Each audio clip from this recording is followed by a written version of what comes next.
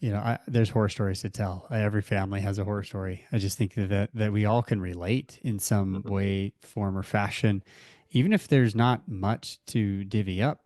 There are things that you know we're asked for probably in families, like, hey, mom or dad, if you pass, I'd like this, or grandma and grandpa, this would be really special, and that never end up with that person, because they don't have the conversation, they don't sit down and talk about it.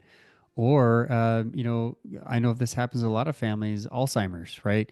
And now how do you talk to that person? My grandpa dealt with Alzheimer's for almost 5 years before passing, and what the memory is gone, right? At least the short term. The long term is solid usually, but it's like, they're constantly reintroducing themselves. Didn't know that you were there, type of thing, as it gets progressively worse. I know a lot of families are dealing with that. So I'm definitely on the family side, and I love that you're talking about the communication. As you've read, as you said, lots and lots of wills. Maybe dive into that for just a moment. What does a really great will look like? And if we can just start there, let's just start with a will.